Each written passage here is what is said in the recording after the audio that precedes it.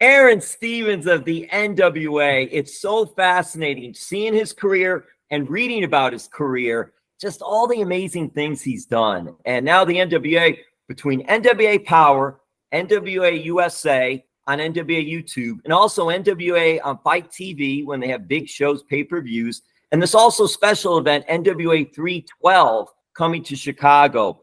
A lot of things happening with the NWA. So, Aron, thank you so much for the time. I'd like for you to first just talk about what you are doing with the NWA these days, because if I read correctly, you've taken a retirement approach to the wrestling. Well, I like to view it as simply adding another layer to my portfolio, as we say. I think one thing we can all agree on is that I don't really stay married to a character too long, and this may sometimes be a drastic change, or other times it's more of a slow progression and evolution. But it's funny, like the more the years go by, like kind of carving out my own identity as the person who really doesn't have one identity, which has worked for me in a lot of ways, because I believe it's managed to build some kind of a rapport with the fans, and that like whatever I'm doing as a character, they've been able to separate whatever character I'm playing from the person playing it. And where, I think if anyone's kind of followed me or watched me or anything, like they know at least when I'm performing, I'm giving them everything I have, whether it's good, bad, or indifferent, whatever my marching orders are for the evening, or creative, as the people not exactly involved in the wrestling business may call it. It's just something that like I've always prided myself in, to where we live in an age where people will get on the internet and complain that they don't think they're being treated correctly. And look, to a degree, everyone's guilty of it. It's kind of human nature. But at the end of the day, I think there's that, and I call it sacredness, to when you come through that curtain, whether you enjoy it or not, you put everything into what you're doing, whether you're winning, whether you're not winning that evening. And what always kind of got under my skin, and it actually kind of disgusts me, if I'm being honest, is you see talent that when they're not going to be the ones getting their hand raised, they will noticeably put less effort into a match, or try to structure a match where the person, that's winning doesn't look as good. And that's not me. I mean, if the captain makes a decision, you have to execute it to the best of your ability. And, there's people that we call them the politicers of the world and stuff. And you know what, if I had politic more, maybe my bank account would have a few more zeros in it. Maybe, whatever, right? I don't really spend too much time speculating, but the one thing I've always been able to do is look at myself in the mirror. And that's something that I simply value more than trying to go like a whiny, complaining, spoiled brat. And to try to and look, I'm not saying, if you believe in something, yes, go to the boss, go to whatever, and try, but don't keep doing it to the point of, where the product suffers. And that's, it's the individual putting their own interest before the product. And in some cases that's, it's worked for the individual, but in other cases it hasn't. Unfortunately, I'm in a place in my career where if I really don't want to do something, I'm not going to do it. But I think the wonderful thing about the NWA is everyone there is put in a position to succeed. And I see this. As far as I know, I am not privy to, the innermost circle of creative, and nor do I want to be. But there is that freedom that we're given there. And it is such, and I call it really, it's kind of a magical place, because a lot of us who have at one point in our lives written the wrestling business off, we're given this chance to come and not only, hang out with each other, which is the most important thing, we always joke, but really kind of present wrestling in a way that we feel it should be presented. And then this is not to knock anything going on. To me, I am very much a, hey, do what you do, to the best of your ability and see what happens. I dig the NWA style, and the NWA style, it's not like we don't have high flying action and hard hitting action. One thing you can't, when you watch some watch the title matches in NWA. One thing you can't say is that we are not hard hitting. And it's funny when anyone has ever gone to an NWA live event, and you see, number one, we tend to be a little more large in person, shall I say? Look, there's giant competitors on every roster, but across the board, our talent seems we're just a little bit bigger. You know what I mean? And when you see us live, like, again, you hear the sound of it, like the 260 pounds getting slammed on a concrete floor. That is what it is, but it's presented in a way that, like, it. And again, I am not trying to be derogatory towards any product out there. We present it in a way to our focus is on the drama and it's on storytelling, and good, bad, or indifferent. That seems to be the course that has been set for the NWA. And again, a lot of us are on board. And again, the reason I call it a magical place is because, and this is testament, because again, it starts from the top, to Billy Corgan. Because he is, number one, extremely savvy businessman, but he is also an extremely talented artist, one of the best in the world, in his genre, in my opinion. So we're given the direction, but there's also that room to paint and the room to foster creativity. And that's one of the things that NWA does. Actually, I'll name two. They foster and allow room for creativity to flourish. And at the same time, you have a direction, and it's something that, again, we just want to continue to go in. Do you want me to shut my window? I believe the people that cut the grass are here. I can't hear them.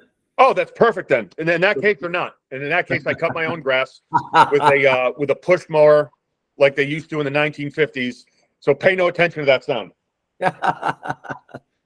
So, Aaron, two things about that I think are interesting. First of all, NWA has an old school vibe, especially with its production and TV show, as far as using like old school TV wrestling shows, which I've always found very interesting. Something different today. It offers something different. And something that you also mentioned, and I think is very important, it isn't about the wins and losses. It really isn't. It's about taking what is given and making the most out of it. I think the best ones out there that are doing this are able to take whatever is given and make something out of it. And I see that in so many out there, like you, like a Miz, like a Kevin Owens. I see talent like that. I know those are other companies, but still, I see talent like that who, they're not so much complaining. They're just saying, okay, I've got this to do. Yeah, wait, maybe I should do it like this, or maybe I could do this, or maybe guys, but they don't complain so much, but they more or less take it and go with it. And I think that's so important at any era of pro wrestling. Absolutely. It's important in any job. It's just, to me, what I would like to see more is consistency in booking. And this is, again, we're talking about other companies. To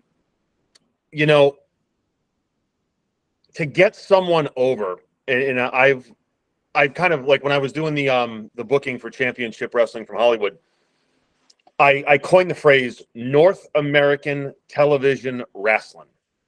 And what that is, and you know what? I don't think I even have to describe that for you to know what I'm talking about, judging kind of by the look, right? Like, exactly the style I'm talking. I'm talking mid-90s WWE, even 80s WWE, or again, however the nuances of the business have evolved, right? From like maybe the in-ring style a little bit, or a lot, again, depending.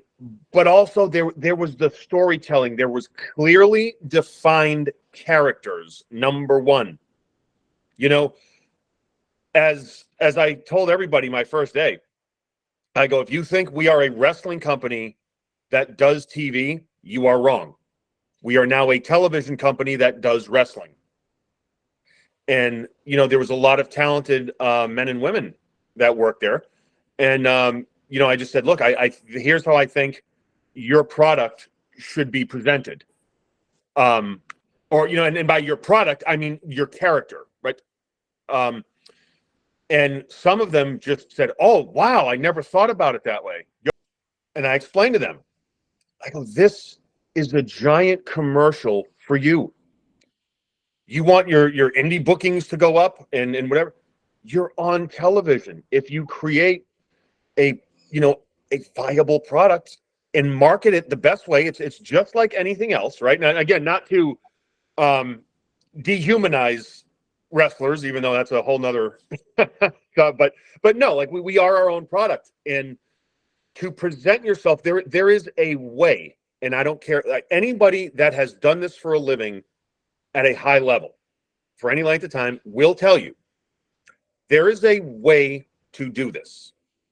And bottom line, and I don't know if people are going to agree, disagree, if you don't at least subscribe to some of those, if not all of those, if not, in my opinion, the majority of those philosophies, how to make an entrance, how to do a promo, how to work the psychology, that is a huge, huge deal that, frankly, and I was having this conversation last week with somebody, I think the reason we're seeing the decline in the artistic form of pro wrestling as we know it, and look, one could argue that, look, the athleticism has never been better, and my hat's off to everyone out there doing it, right? Like to get in a ring, hey, it takes something. It takes courage, and to do some of that stuff, I mean, I wouldn't do it. I know that. I know that. So again, my hats off to them. But why, after they do a move, the crowd goes from like, oh, that was cool, to sitting down again and not caring. And when the finish happens, a lot of times they just don't care. And that is because they care about it's like an Instagram reel, right? We're in society, our attention span has gotten shorter, right? Like 30-second reel, Instagram, Twitter, social media, TikTok, where they get used to, oh, that was cool. Oh, that was cool. So it's like they watch wrestling like that, or at least wrestlers are trying to present themselves like that. And in my opinion, the overall product is suffering. Because, I mean, like, look at Wardlow. Okay? Like, someone was asking, and I went back and watched, like, someone was explaining to me what happened with Wardlow. How they built him for a few months. Like, this was solid. This was old school. This is the way it should be. And then, like, nothing. Come on. Like, and look, when people think what they think, but if I had come on. That, in my opinion, that is just bad business, unless he did something so offensive. And I don't know the man personally. I mean, I've never met him. I've never heard anything bad about him. But why would you do that to somebody when that was one? And again, but on the flip side, MJF, phenomenal. In the position he's in for a reason, because MJF does North American television wrestling. And that is why he stands out. That is why MJF is where he is, because he does this because the MJF was taught by people who know what they're doing. Pat Buck is a friend of mine. In OVW, Pat Buck learned the right way to do this. Okay. Damien, you mentioned that. I want to jump in here because so important, I think, too. And you have to placate, you have to cater to your fan base. So when I see these big moves during matches, or even a big move and someone pops right back up and doesn't sell to deliver another big move, it's what they're catering to today's fan of that product. I think when you have someone, you mentioned Wardlow. Well, remember, who was Wardlow working with when that whole psychology was being built and he was being built? He was working with MJF. Then when he wasn't working with MJF anymore, well, now you see what happened, because it has to take a certain talent and also a certain creative and storyline to be able to build and work with that ring psychology. Because you're right, when it comes to the finish, unless it's really about a person, a wrestler that they want to see become champion, and they'll give a big pop. But when it comes to the finish is anticlimactic, because you already saw all these other big moves, which were bigger than the actual finish. You're doing all these big moves, and then all of a sudden you're doing a schoolboy for a finish. And it's like, well, what? And it's just well, I think, but again, that's catering to those type of fans because that's what they want to see. Yes, and that's the reason I believe ratings are suffering, right? That's or they're not what they were. Now, again, they're still doing business and it's great, but in my opinion, those fans, they don't know what they want to see.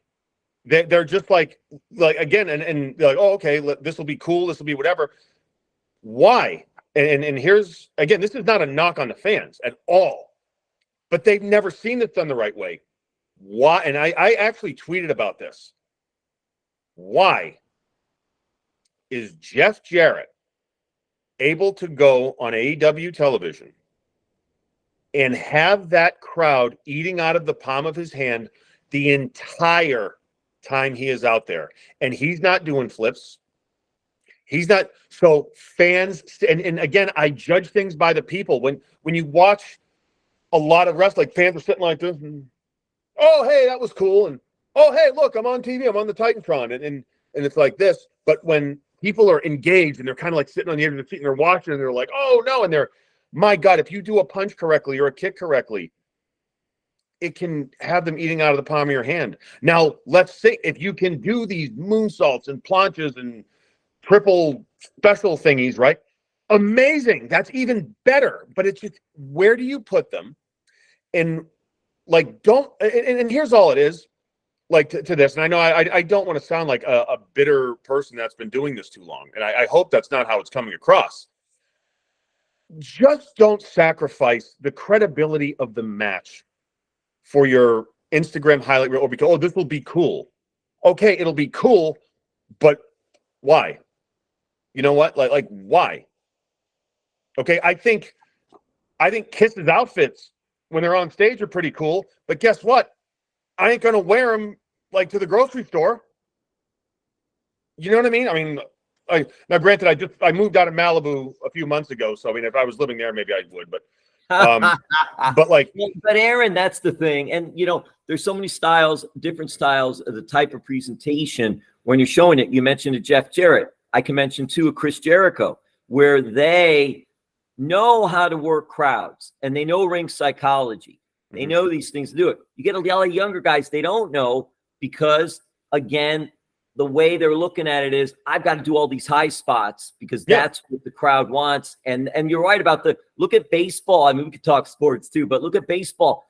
They're talking today about, hey, we got to make the game shorter. We got to make it. We don't want these 3.5-3-hour games. It's got to be shorter because fans don't want to see long. It's like, well, what if it's a great game? What about the game itself? No. Time. It's about time. It's about time. So it's a different era nowadays. But I think that's where the NWA can really capture something different. And that's why it is doing what it's doing. And you're giving a presentation and something where fans are like, hey, wait, I've got this show, that show, this show. Which one am I going to watch? Well, let me see what they're about. Whoa, this is something different. Hey, let me watch that. And I think that's something that has to be talked about, has to be discussed. Yeah, and it is working. You know, it's funny where there are, like, in social media makes up a very small percentage of consumers, like your Twitter and this, that, right? Like where people will sling shade everywhere. They sling shade at WWE, AEW, NWA, and they like to just kind of pick what's out there and just go after it. Well, you know, when you actually look at the numbers we're doing from our live events to our live attendance to pay-per-view buys, it's getting better. It's getting stronger. More people are like, oh, what is this? You know, and look, as a company, like any company, right, where you're really kind of getting to be a well-oiled machine, you know, there's going to be, okay, we should keep this. We should, you know, get rid of this. We should do this. You know what I mean? There's going to be those changes that go on. But at the same time, when it's being steered and powered by a vision and the creative is in sync with that and your talent's on board, that to me is just kind of the primal recipe for what you need for a wrestling company. And then that's what we have. And what is kind of really cool to me is that, like, a lot of the younger talent, when they come in, they comment on how great the locker room is, because we all said, if we're going to do this, like, and by this, like, all those of us that have been doing this for a while, you know, like the Trevor Murdoch and Tyrus and Tim Storm, you know, Rodney Mack, he's there. There's just so many good people there that have kind of had this experience. And like, number one, we are not going to be jerks to anybody. And number two, If people want to learn, we will teach them. And that, like, it blows my mind, like at AEW, why are these kids not pulling Dustin Rhodes, Chris Jericho? You know, why are they not pulling them aside saying, hey, can you teach us how to do this? Because like they think it's just, and here's the thing, and people can debate me. Aaron, I gotta throw this in. I gotta throw this in there because do I know behind the scenes and all? No. But I do know some things. There's a room backstage. Coaches are in this room. Aaron, Jake the Snake Roberts, Arn Anderson, Dean Malenko, Jerry Lynn, Tully Blanchard at the time. Mm-hmm. And hardly anybody ever goes in there. Yeah, and you know why? Because they're, in my opinion, and this is like straight up, if they're not going in there, they're either completely egotistical and delusional, or they're just stupid. Because to have Arn Anderson and Dean Malenko, I mean, and again, this is Jerry Lynn. Jerry Lynn and I, it's funny, we've always met each other in passing, but like every time we talk, you can tell philosophically we are from the exact. And again, you want to learn high spots, Jerry Lynn and RVD. That is where it, like, with all these, again, these tremendous athletes. But look at the psychology RVD and Jerry Lynn had, you know? And look, they're like, Daniel Bryan does it like no other. I mean, we got to give credit to him. But like, why are these people not going, hey, how do you really do this? But no, like, and again, from what I hear, they're just on Instagram and social media, but like they have apps. I mean, maybe they do have a clue, but if they do have a clue, that's if they do have a clue how smart those names in that room you just mentioned are, and they're not going to them, then they're stupid. And if they don't have a clue, you know, talk to Arn for 5 minutes and apply what he says. Talk to Dean for 5 minutes. Talk to Jerry Lynn. Like, just, my God, because, and again, it's not placating egos, because here's my thing. If someone asks me for advice, I'll give it to them. And if they don't apply it, and this is when I was a booker and even now with NWA, like, if I feel they don't try to apply it, and sometimes you can try, and, you know, again, it's just like a feeling thing and you're nervous. So I always kind of factor in that, but you can tell when someone is just talking to you because they think it's the right move. And I don't know why anyone does that, because it's like people, they think I'm in like, oh, you have a say what goes on here. No, I don't. In the NWA, I am a talent, and that is it, right? I'm a talent that cares about the product and that cares about the business that I grew up loving. And to see the business deteriorate, and I don't want to say no, because, you know what, deteriorate, that is kind of not the adjective. To see the business change, being swayed, yes, in the direction that it's going now, you're losing the true core in general of what it is. But then again, we have like these bright spots like MJF, but MJF is at the top of the card because he belongs there. And here's the reality with me. I left wrestling for a while. I kind of wanted to do it a little bit. I was able to do that. When I wanted something a little more serious, and look, I had some offers from different companies, right? I was able to choose what best suited me, right? So you can, if anyone's like, oh, well, this and that, you know, you never won the world title. And no, I mean, came close, but guess what? Creatively, someone said I wasn't going to win it after I was told I was, and not given a reason. Oh, creative has changed. Okay, fine. You know, and I go along with it. But like, to me, I'm able to kind of write my own ticket if I really want to. And I can use the wrestling business to not only subsidize, but enhance my lifestyle. Like again, money is great. And it's wonderful. And I am so fortunate. I mean, I've never had to work really a 9-to-5 job in my life. You know what I mean? That like, hey, you know what? I mean, thank you, God. You know, not if you're Catholic or not, but it just, I did the sign of the cross. But that's, no, that is, it's incredible. Okay. And look, we're not the same people at 25 than we were at 20. We're not the same people at 30 than we were at 25, right? And so on and so on and so on. But to any younger talent out there, right? If you learn how to do this the right way, you can simply write your own ticket, because one day your body will break down, as will everyone's. Okay. And now, whatever age that is, who knows? I am whatever age I'm at. and you can Google it. But again, I'm not wrinkling, and my complexion is healthier than ever, and that's all that matters.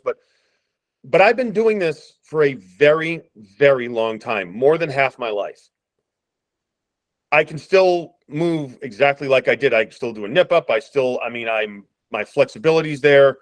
Like I just started training in martial arts again. And it's like, wow, like I'm pretty lucky considering it, but it's because I learned how to do this correctly.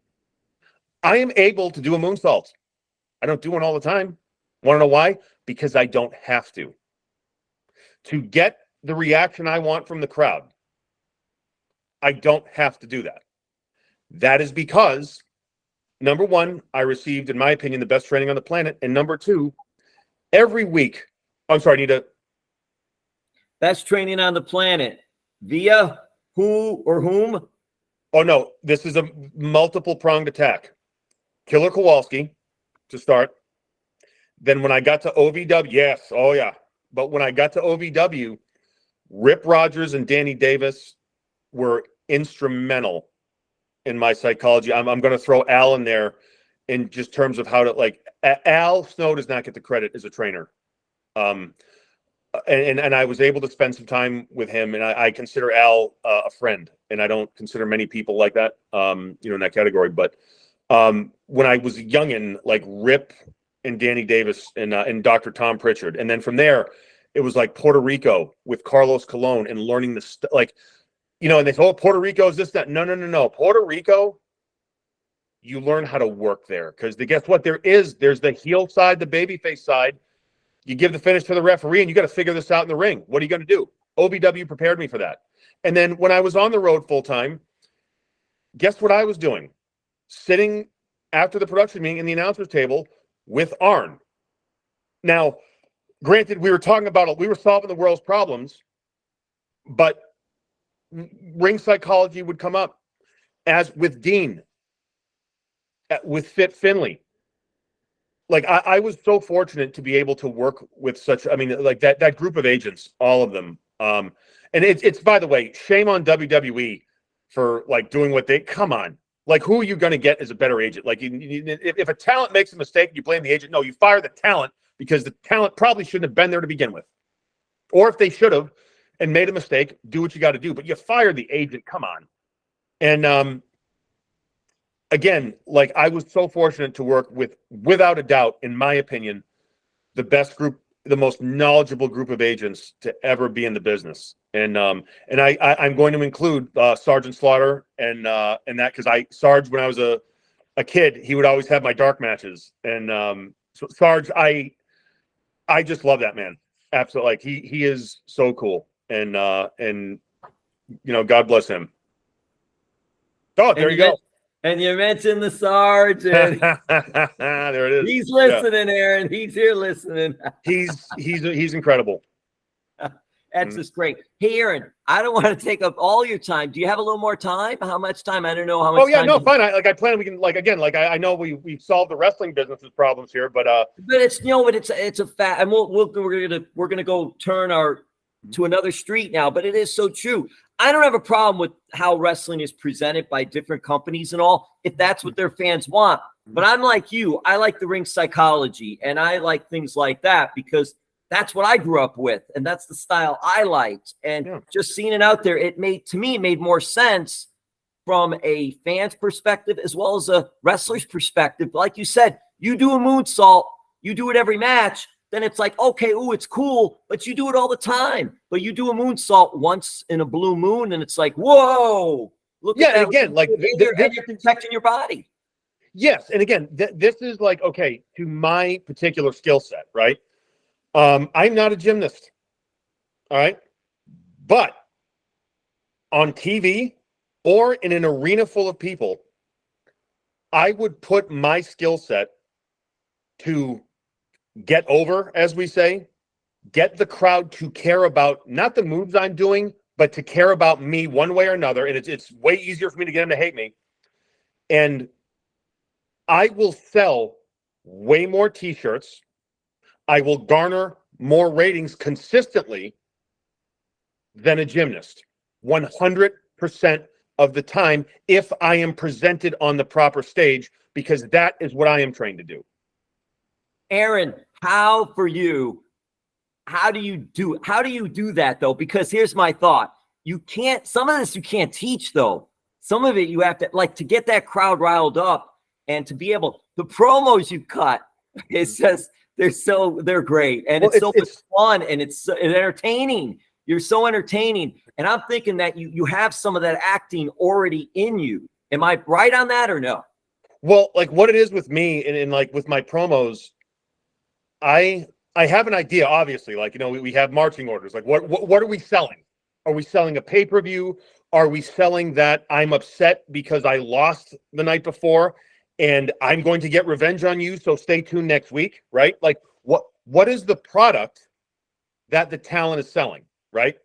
So you have to take that into consideration. And then number two, like, it's one thing to do it backstage, excuse me, but in front of a live audience, and I tell whoever I'm working with, like in terms of if I'm working like with an announcer, you know what I mean? If there's someone holding the mic, I'll just be like, look, at some point, if the crowd starts chanting something, like, I don't know what I'm going to do.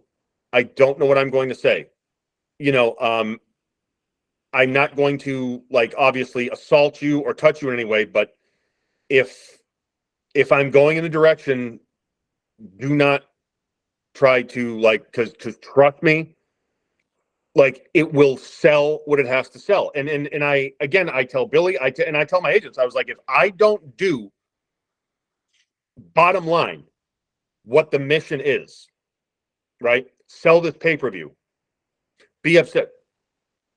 Just let me know. Now, again, sometimes hiccups happen. Like, you know, there's talent that is really not wrestling talent, but that for whatever reason, and it's, again, justified because that's the way, hey, wrestling's always been like that. WrestleMania, we had Liberace and the Rockettes and everything. I mean, it is what it is. But I'm good enough to at least cover. And if I don't score a touchdown, you know, because of whatever variable there is, we'll at least, you know, get the first down. And that's what it is, because variables happen. Like we say, when you're like bullets fly, you have to adjust. It is so quick to when, and it upsets me because you see on TV, some of the younger talent on TV, when things happen and they get like the deer in the headlights look, and I'm like, come on, what the, this is why. And I'm going to say this too. If you're a younger wrestler out there and you're looking for a training school, train with somebody who's been somewhere and done something, because there are a million wrestling schools and there's also a million just idiots out there that have no idea. They can teach you maybe how to bump, but in terms of the finer points, no. And that's so important, Aron, because they've been there and they know what works. They've seen what works. You would have to lend yourself to someone like that. And it doesn't even have to be, though, the greatest wrestlers of all time either. I mean, when you look at coaches in sports, they're usually not the superstar athletes or anything that are coaching. You get a lot of good wrestlers who turn into coaches, trainers, whatever term you want to use. And that is what you said is so important in that regard, to do that. And I also think too that as far as you go, that you're talking about cutting the promos and deer in headlights. And I think a lot has to do like with improvs and something that, or doing something impromptu where you just have to go out there and they throw something at you right then and there. And you got to talk about it. You got to be on your toes at all time. That's sort of the mindset you have to have, I think, too, when you're cutting the promos. It's like, hey, I want this to go this way, but it might deviate a little bit. And instead of looking at deer in headlights, I have to react. Well, good enough to react. It's being open. Like whether I'm actually out there performing in the ring or I'm on the microphone, I kind of like, I go into this weird Zen area. And I wish I could do this in real life, believe me. But I'm, whatever happens, no matter how much thought I put into something, no matter how much like internal credence I have given to an idea or whatever, if in the moment the right decision is to abandon that, I will do it like that, and I will make something else up on the spot. And I Trust me when I say I do that far more than I will ever admit. And that, I mean, that's the bottom line. That's what you have to learn how to do if you want to be successful at this, truly successful at this. You know, there's, again, opportunities are being, in my opinion, like the doors are too big. They're letting too many people in the business. You know, you see people, oh, hey, I was at AEW and taking selfies and stuff. And it's like, dude, like to even get a WWE tryout to be an extra, you had to be the absolute best of the best on the indies before. And now, like, and look, it's great that people get opportunities, but at the same time, realize what the opportunity is and also realize, like, you got a long way to go. But then when some of the talent on TV has been there and has not improved drastically, when they're around these minds and it's an easy schedule, it's not like they're doing 5 or 6 house shows, you know, there's no excuse for that. And again, I don't want to be offensive. And what I said, if people take it out of context or whatever, no. If someone doesn't know the wealth of knowledge sitting in that room, then they need to find out. And that's just due diligence in any workplace. Find out who your superiors are.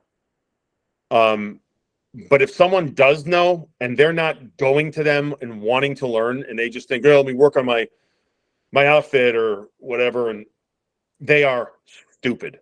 Bottom line, stupid.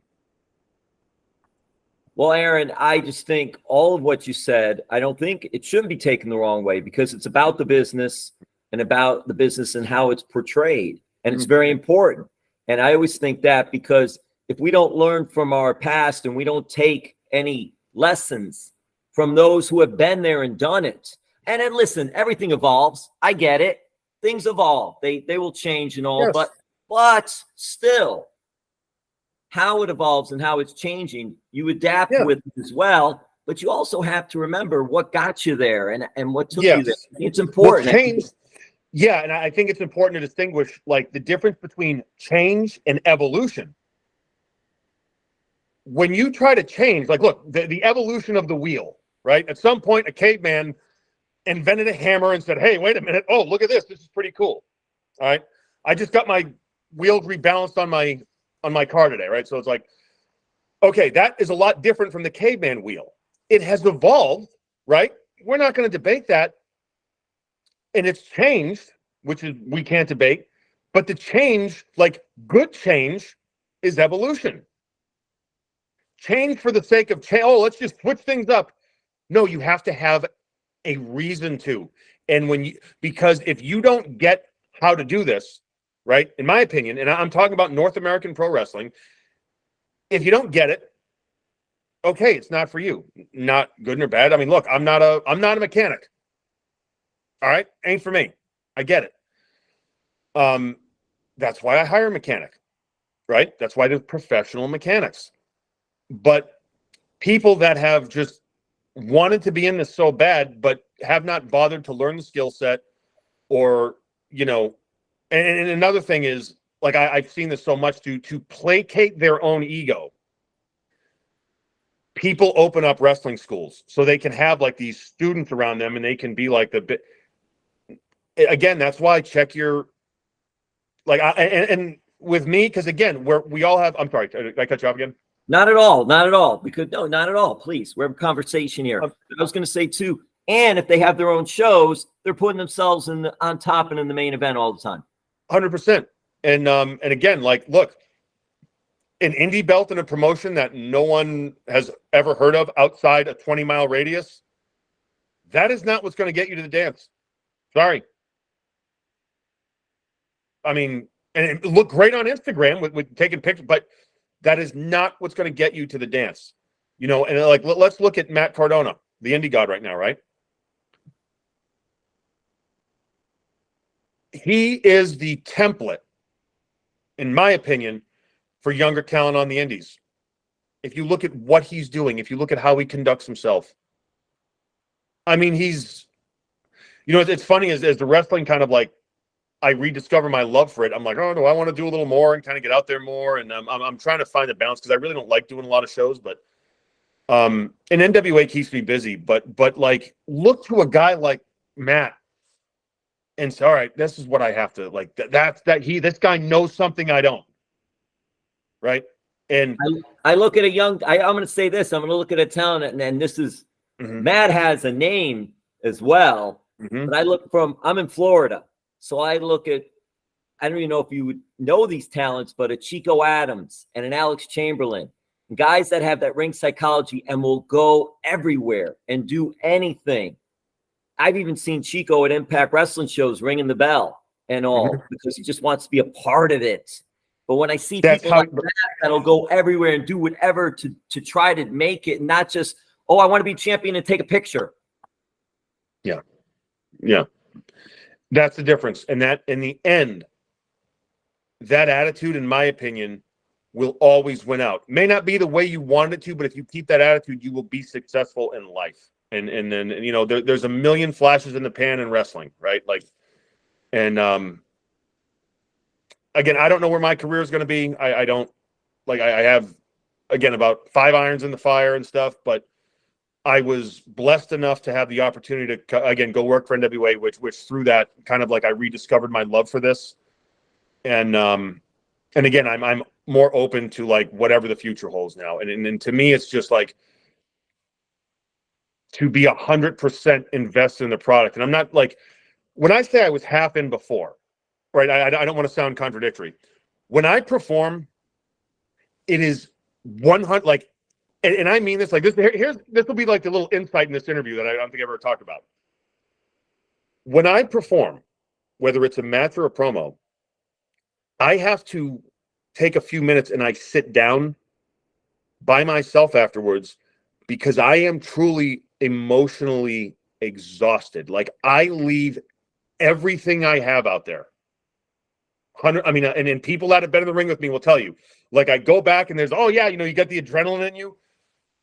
But when that calms down, I mean, I will go somewhere by myself, or if I can't, I will sit there and I just get quiet and I am truly exhausted because those fans deserve that. They paid to see me. Come on, that's so stupid. You know what I mean? Like really, you're paying money to see me? No. But if you do, you damn sure better believe no matter what, you'll get everything I have. Problem was, I didn't necessarily think about wrestling too much when I wasn't wrestling. And now it's funny because like my brain's starting like to, oh, wouldn't this be cool if I said this? Or maybe I should do this. Like I actually had an outfit made for the first time, like, you know, like with some thought put into it. And I'm thinking, all right, yeah, like let's do this right. And you know, that's to Rodney Mack and Marche, the team I'm managing right now. And of course they're Carnage and Damage, Blunt Force Trauma, the most devastating tag team in professional wrestling today. But it's really kind of was the final nail in the coffin of me going like, you know what? At the end of the day, I'm a wrestler. I can act, I can be in shows, I can do movies, I can do podcasts, I can do a bunch of other but you know what? No, at the end of the day, like this is ultimately in my core who I am, and I'm okay with that. And again, that a lot of that's thanks to NWA too, like kind of helping me have these, you know, epiphanies, if you will, these little mini epiphanies. And with that said, do you have Smashing Pumpkins music on your playlist now?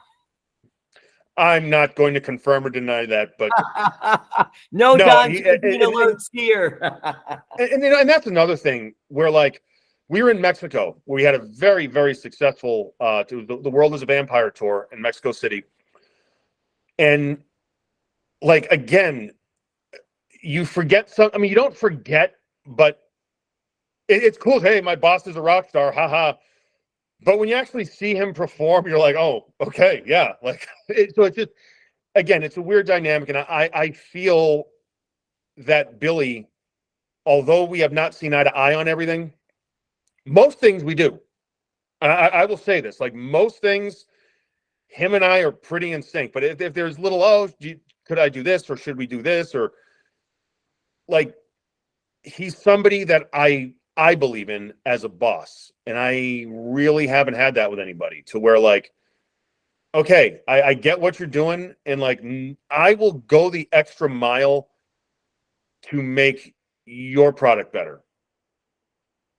You know, I've invested. I'm not going to toot my horn or anything, and they'll probably never see this interview, but like I've secretly invested some of my own money to make his product better, whether it's like making sure talent looks a certain way, make it, you know, whatever it is, little things, because I genuinely care about the product and the vision he has, as do a lot of us. And, you know, again, to have that creative freedom, I do feel he gets me in a way that like a lot of other people I worked for don't necessarily. Like the only other person I feel that has ever truly understood me as a performer and how to,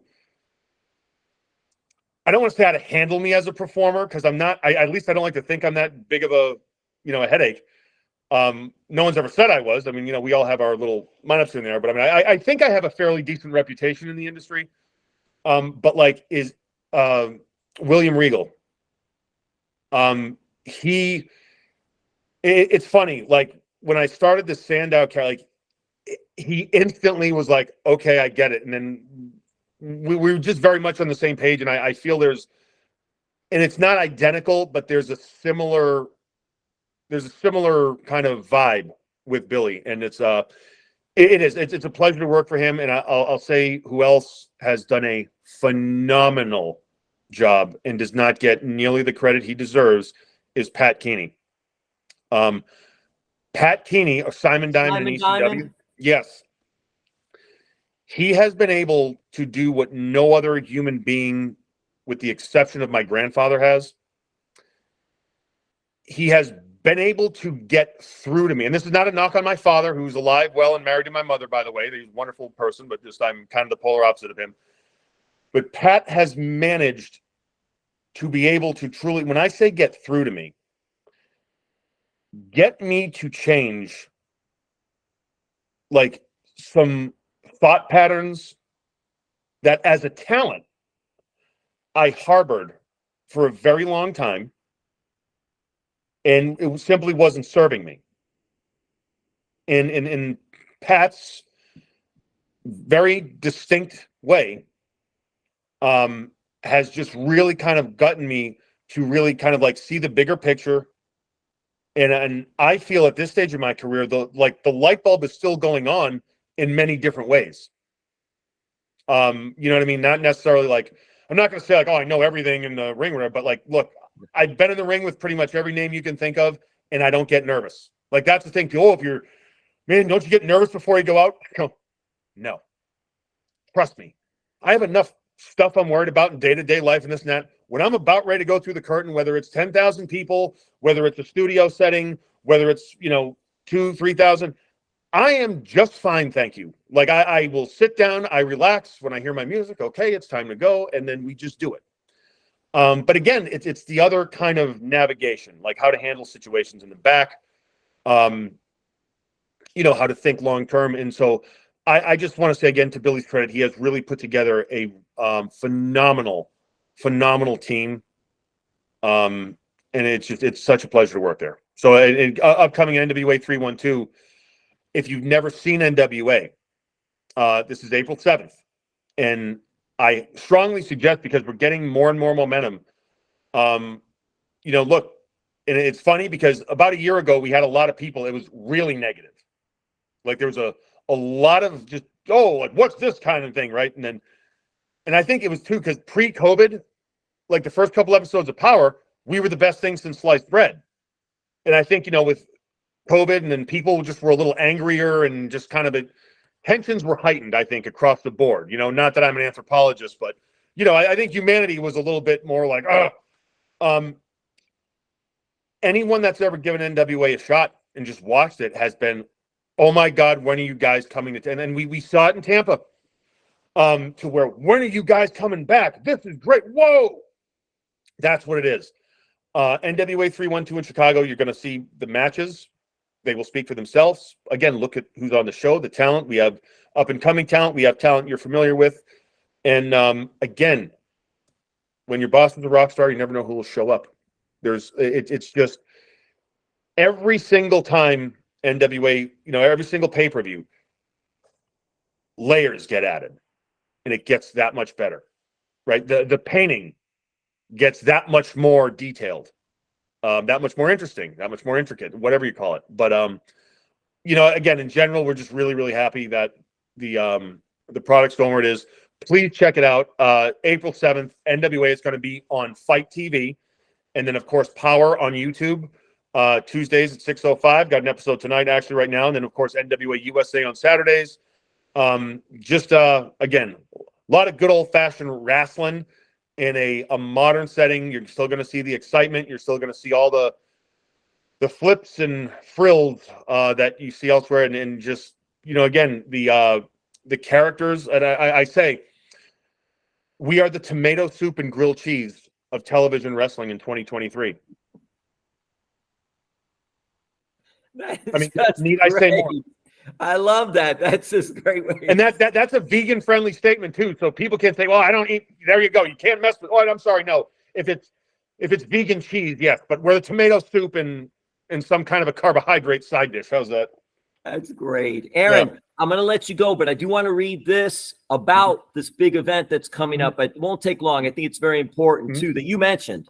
Sure. The National Wrestling Alliance and Madame Zuzu's are partnering together to raise money for the families of victims of the July 4th mass shooting with a series of professional wrestling shows centered around the pay-per-view titled NWA 312.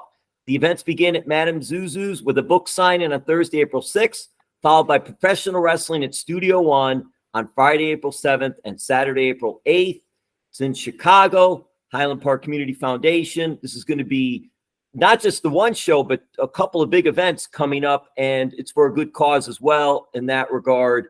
And I just think that was important. Mark sent me that. I wanted to read that as well. And I'll wrap it up with this, because so many things you said, I try to pull things out, and I'm going to have a little fun with it here. So you tell me if you just answer this. Let's see. It's FCW, Jack Briscoe, 15 championship belt. Do you have it? I think it was a medal. Was it a medal? Yes, I think yes, it was. It was yes, it was a medal. That was Dusty's. Yeah, it was a medal. Felt like I was in the Olympics. Was Jerry Briscoe jealous? Never to me. I absolutely. I meant about that medal. Oh no, he was gracious, but I absolutely adore Jerry Briscoe as a human being, and his son Wes. I haven't talked to Wes in a while. Another one I consider a friend. Wes Briscoe he's 2 thumbs up for me. You mentioned Zen. Are you a Phil Jackson fan? I was at the time when he was, coaching the Bulls. Yes, but I'm just not that much of a basketball fan to really kind of lend him any of my energy, I guess. You mentioned getting your tires changed on your car. What kind of car is Aaron driving these days? So these days, I currently have a Lincoln MKZ. Phenomenal driving machine, by the way. Great on gas, right? It's a 4-cylinder turbo, but because to me, like, I like some room, and I don't like SUVs or trucks. So this is a sedan. It's wonderful. It drives like a sports car, but feels like a luxury car. It's like a mullet. It's business. It's a business in the front, party in the back. Luxury in the front, sports car in the back. But it's the perfect hybrid between the two. Big fan of the Lincoln MKZ. You just described yourself. What, a mullet? Do I have to get a haircut? No, the car. Oh, yes. Yes, I tried. No, not the mullet. Not the Billy Ray Cyrus. No, yeah. not that. All right, I'm almost done. This is the proportion. I learned, and then I ended with some fun. And I saw a little dog in the picture. It looks like a pug. What's the dog's name? And is that your dog, or what is going on? So that was a dog from a while ago when I made my Google account, who now lives with my ex-girlfriend, presumably. No more. You don't have to say anything more. No. Here's the thing. Here's what I'm going to do. And you know what? I understand you're a busy man, but we're going to talk NWA 312. That dog's name, it was named after my favorite aunt, Lucille. And as we all saw from the press conference, Morgan Freeman, again, he's Morgan Freeman. I was flattered that he decided to make the statement he did with the black glove on the left hand, which I've been doing it for months, almost a year. he can have it out of respect, but the world is going to meet Lucille. NWA 312. And I'm going to tell you something. The tag champs now, currently, La Rebellion, we have a bone to pick, and Lucille's going to have a bone to pick. So that's another reason. NWA 312, the debut of Lady Lucille. Check it out. Yes, yes. And I'll end it with this. You were Impact Wrestling's first ever grand champion. Defeating, look at this. This is what I think. That, to me, this is what got me. I was like, oh my God. Defeating Trevor Lee, Eli Drake, and Eddie Edwards. What the heck was that like, and what were those matches like? Because I'm just like, am I overthinking it? Like, first of all amazing talent. It's got to give credit where credit's due right there. All great people. As a performer, and this is going to probably be I don't have a lot of recollection. Like you told the FCW 15 title.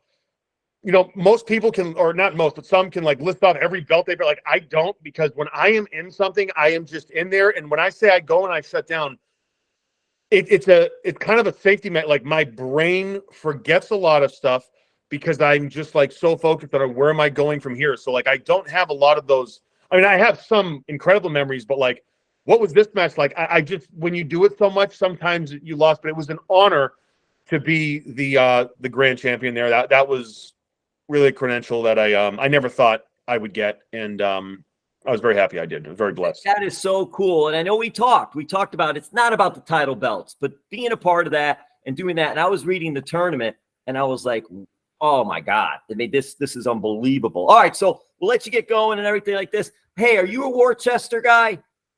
No, I grew up in North Oxford. It was about 15 miles south of Worcester.